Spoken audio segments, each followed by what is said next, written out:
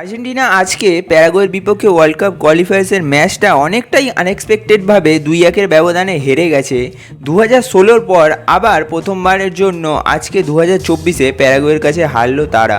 আর্জেন্টিনার আজকে এই হারটার জন্য স্কালোনিকে খুব একটা দোষ দেওয়া যায় না কিছু জায়গা ছাড়া, তবে আর্জেন্টিনাকে ট্যাকটিক্যালি সম্পূর্ণ আউটক্লাস করার ক্রেডিটটা কিন্তু প্যারাগুয়ের কোচ গুস্তাভো আলভেরোকে দিতেই হবে এবং তার নির্দেশ পালন করা প্যারাগুয়ের প্রত্যেকটা প্লেয়ারকেও দিতে হবে। কনমেবল অঞ্চল বা লাতিন আমেরিকা অঞ্চলের ফুটবলের বৈচিত্র্যটাই হয়তো এটা, কোন টিম কখন কাকে হারিয়ে দেবে তা আগে থেকে প্রেডিক্ট করা কোনোভাবেই সম্ভব নয়। আর্জেন্টাইন ক্লাব বোকা জুনিয়র্সের ফর্মাল কোচ গুস্তাভো আলভেরো স্কালোনির সিস্টেমটাকে মাঠে নামার আগে ভালোভাবে পর্যবেক্ষণ করে এসেছিলেন, যার ফলটা ম্যাচ রেজাল্ট এবং 3 পয়েন্ট নিয়ে পেয়েছে তারা।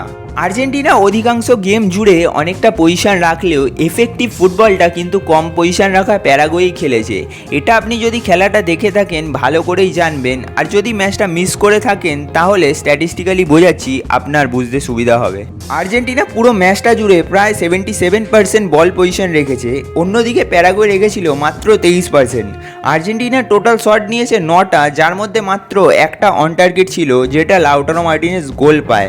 প্যারাগুয়ে শট নিয়েছে 8টা, যার মধ্যে 2টো অন টার্গেট ছিল এবং 2টোতেই গোল পেয়েছে তারা। প্যারাগুয়ে ওভারঅল টোটাল 17টা ফাউল কমিট করেছে এবং আর্জেন্টিনার গেম টেম্পোটাকে নষ্ট করে দিয়েছে একদম তাদের কোচের নির্দেশ অনুসারে। এই স্ট্যাটসগুলো দেখে বোঝাই যাচ্ছে প্যারাগুয়ে একদম নিজেদের প্ল্যান অনুযায়ী ফুটবল খেলেছে এবং আর্জেন্টিনাকে আউটক্লাস করে 3 পয়েন্ট নিয়ে গেছে তারা। এবার আর্জেন্টিনার কথায় আসি, তারা আজকে যে ফুটবলটা খেলেছে সেটা যেন একদম 2017 জর্জে সাম্পাওলি কোচ থাকা সময়কার খেলা।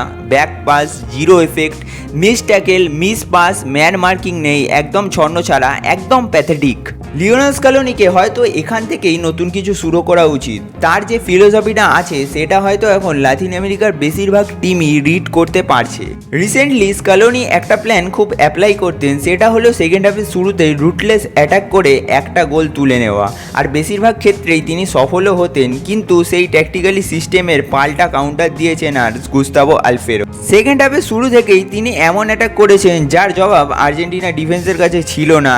এই অ্যাটাকের ফলস্বরূপ প্যারাগুয়ে 47 মিনিটে গোলও পায় এবং আর্জেন্টিনার যে এরিয়াল বলে একটা দুর্বলতা আছে তা আবারও স্পষ্ট করে দেয়। মাঠের মাঝ বরাবর প্যারাগুয়ে খুব কম্প্যাক্ট ছিল, 11 জন মিলেই ডিফেন্স করছিল তারা, মাঠের মাঝে কোনো জায়গা ছিল না। স্কালোনি এটা বুঝতেই পেরেছিলেন এবং কিছু সাবস্টিটিউশনও করেছিলেন যেগুলো সেরমভাবে কাজে আসেনি। অনফিল্ডে লিওনেল স্কালোনি শেষের দিকে 2টো স্ট্রাইকার খেলাচ্ছিলেন, কিন্তু তাদের বল ডেলিভারি করার মতো কেউ ছিল না।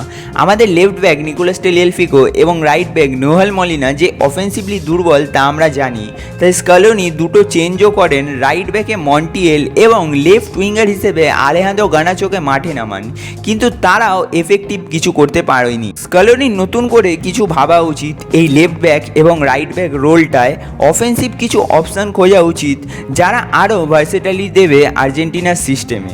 আজকের এই ভিডিওটা এতটাই। আর্জেন্টিনার পরবর্তী খেলা পেরুর সাথে, আশা করব স্কালোনি আবার ফুল প্রিপেয়ার হয়ে ফিরবেন।